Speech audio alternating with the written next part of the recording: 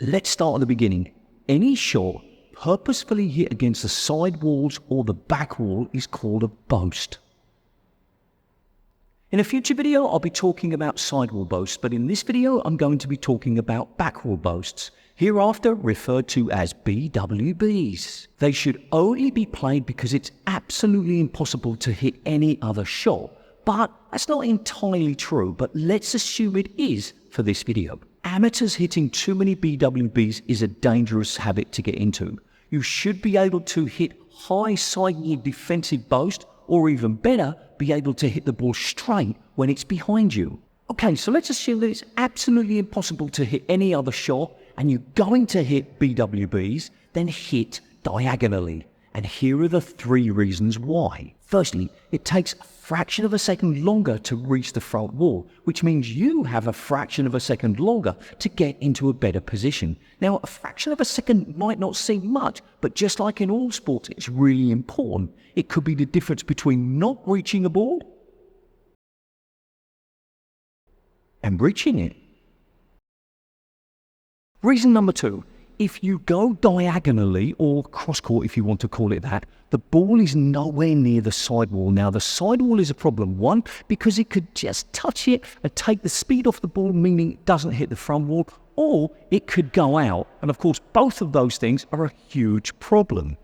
Thirdly, and here's the cool part, when you hit a BWB diagonally, it does this little bit of magic. When it hits the front wall, instead of going in the angle that you expected, it actually goes parallel to the side wall, which means if you can hit it so it touches the front wall very close to the side wall, you can turn a very defensive situation into potentially an attacking one.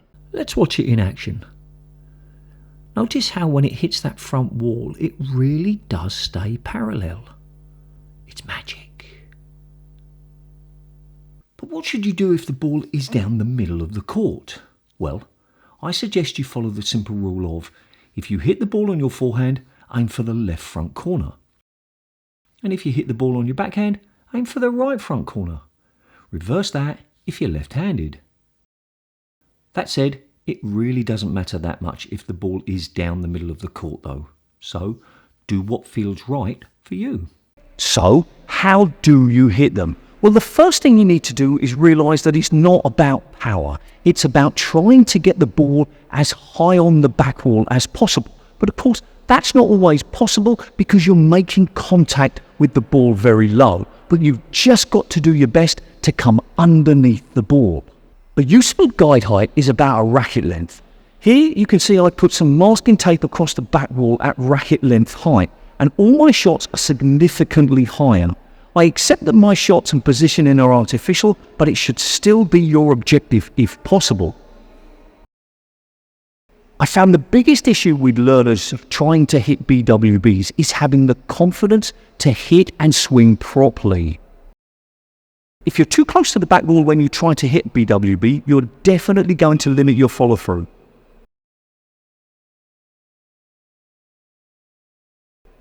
Getting the angle right takes practice, and at first you will hit some that hit the front wall near the middle and others that hit the side wall first. Over time, you'll get better at judging the angle depending on how far away you are from the side wall when you hit it. Okay, so how do you practice it? Well, the first thing you can do is you can just hit a few straight drives to yourself from the mid-court, let the third one go behind you and hit it. It's not the most creative way. It's not the most enjoyable way, but you have to start somewhere. Like most of these types of drills, it doesn't really build a rhythm and can be difficult to keep going. So if you do try it, I suggest a very hot single yellow dot, or preferably a red dot. The next way is to hit a backward boast, a high defensive drop, and then a cross-court lob. Hit a backward boast, a high defensive drop, and then a cross-court lob.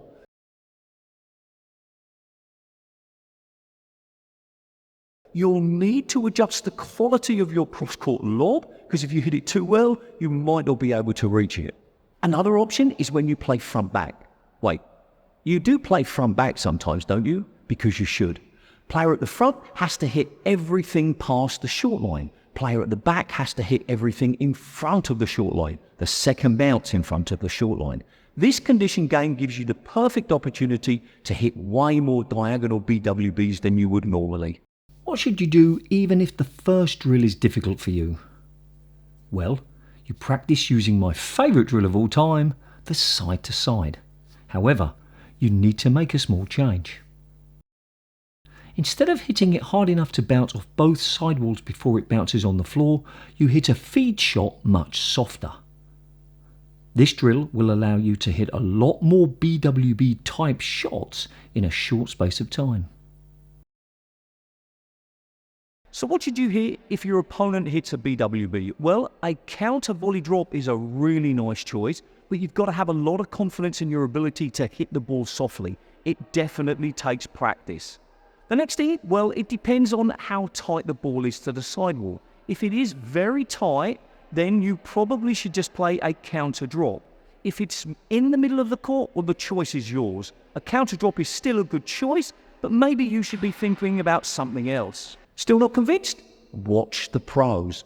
Anytime you watch a professional match, look out for those backman boasts, and I guarantee that 90 to 95% of them will be hit diagonally. And pay attention to how it bounces on the front wall and how it really can change that very defensive situation into a very attacking one.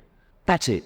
If you have any questions, let me know in the comments and I'll do my best to respond. As always, do something every single day to improve your squash. See ya.